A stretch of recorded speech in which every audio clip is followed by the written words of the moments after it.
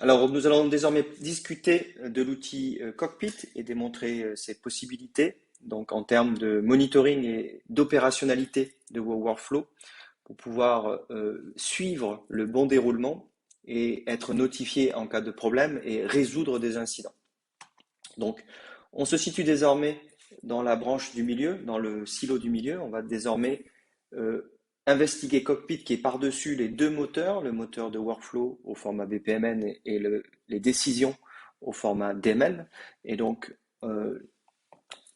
démarrons notre petit tour de vue de Cockpit. Donc, pour commencer, avant d'aller dans l'outil Cockpit, revenons sur notre cas d'usage, Camundensia. Donc, Camundensia, société d'assurance qui permet de souscrire à des assurances automobiles. Euh, ce front que vous voyez, cette application web est en dehors de Camunda. C'est quelque chose que vous pouvez développer avec ce que bon vous semble, Angular, React ou tout ce que vous voulez. Et donc là, ce que je vais faire, c'est que je vais pouvoir déterminer assez facilement quel est le niveau de risque en prépositionnant des variables sur le type d'emploi pour que automatiquement l'étape de décision euh, détermine que cette application est plutôt sans risque, avec du risque ou avec un risque jaune, c'est-à-dire à décider par un back-office. Donc là, je vais me positionner dans le chemin vert et je vais démarrer une application. Donc l'application a été créée avec ce code interne et désormais je vais me rendre dans Cockpit pour pouvoir le suivre et le monitorer. Donc Cockpit, c'est une application web qui vous permet de vous connecter, ça peut être lié à votre LDAP avec votre SSO pour faciliter l'onboarding de vos utilisateurs, notamment de l'IT, c'est plutôt un outil pour les opérateurs IT. Je vais me connecter et là, en arrivant, je vais pouvoir avoir quelques indicateurs. Donc, par exemple, le nombre de processus actuellement en cours d'exécution. Donc, un processus en exécution, c'est une instance. Vous avez le nombre de tâches humaines exécutées et le nombre d'incidents ouverts pour le moment. Vous voyez qu'il n'y en a aucun. On a quelques métriques intéressantes que vous pouvez customiser et programmer avec ici la possibilité de filtrer par jour, semaine ou mois. Ce qui nous intéresse plutôt pour cette démo, ça va être ce qui a été déployé sur le moteur de workflow. Donc pour cela, je vais cliquer sur les processus qui ont été exécutés et les processus qui sont aujourd'hui en cours d'exécution. C'est dans notre cas d'usage le Customer Onboarding. Donc première chose intéressante, c'est que ici on voit graphiquement la même représentation que l'on a déjà vue dans Kawimo et dans le modeler.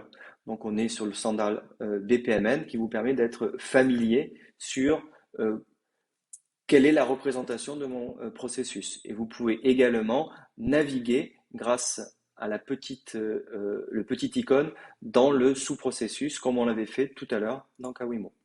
Donc ici vous voyez que on est dans la vue qu'on appelle runtime, ce sont les processus en cours d'exécution.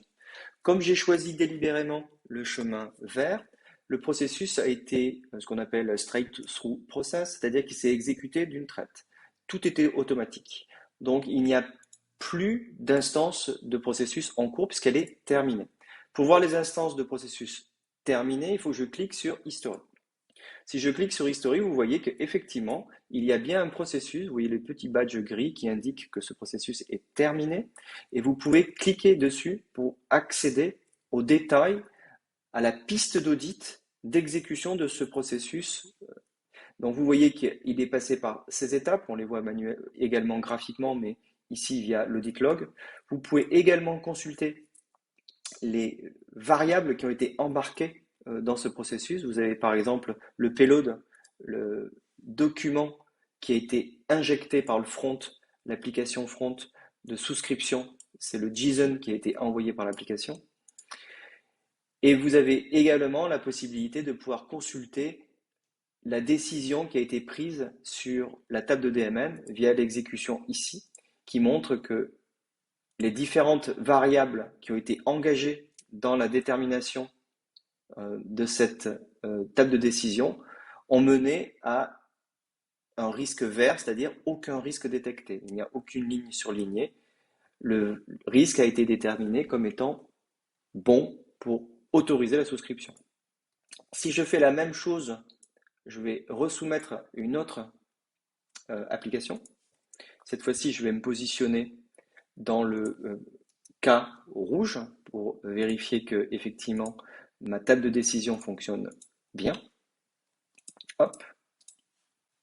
Et de la même façon, ce qui va se passer, c'est que dans l'historique de mon processus ici, vous voyez, donc là, le processus est en cours d'envoi d'un email, donc il est toujours en exécution. Vous voyez le petit badge bleu. Je vais rafraîchir la page.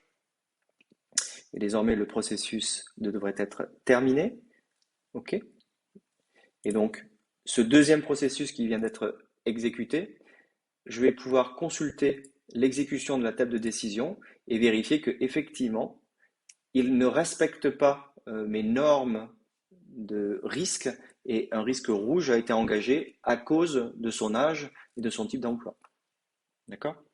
Donc ça, c'est une façon simple, grâce à Camunda, de pouvoir monitorer l'exécution, d'avoir une piste d'audit complète sur ces exécutions, mais également dans le détail vérifier le contenu des variables et également les décisions qui ont été engagées et pourquoi elles ont été engagées pour avoir cette possibilité de vérifier que la bonne décision a été prise au bon moment. Donc ça, c'est une première chose. La deuxième chose que je pourrais vous montrer, c'est que ici, si vous regardez dans la partie gauche, le processus est dans sa version 3. Je peux ici, grâce à ce petit drop-down, je peux redescendre sur une version antérieure qui a été déployée dans le moteur de workflow et vous pouvez vérifier que dans la version 1 du processus, il n'y avait pas d'implémenter la demande de document qui est présente dans la version 3 ici. Dans la version 1, elle n'y est pas. Et vous pouvez également constater que malgré le fait que ce soit dans une version 1, il y a toujours des instances de processus en cours. Et ça, c'est l'une des forces de Camunda. Vous allez pouvoir continuer à exécuter des processus qui peuvent durer des mois ou des années sans avoir à migrer ces versions de processus vers la dernière version. Vous pouvez complètement avoir des dizaines ou des centaines de versions de processus tout en ayant des instances qui tournent à l'intérieur sans avoir aucun impact.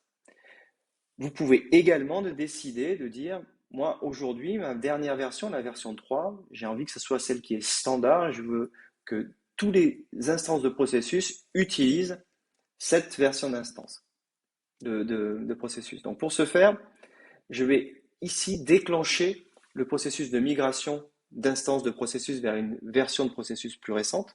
Donc par exemple, rappelez-vous, on en avait 9 qui étaient ici. Ce que je veux faire, c'est que je veux migrer le processus de version 1 vers la version 3. Donc vous avez automatiquement un migration plan, un plan de migration qui est calculé automatiquement, mais que vous pouvez, si vous le souhaitez, changer et mettre dans d'autres endroits, si vous le souhaitez. Deuxième chose qui est intéressante, c'est la possibilité, quand on monte de version de processus, parfois il peut arriver que des variables sont à ajouter dans le modèle de workflow.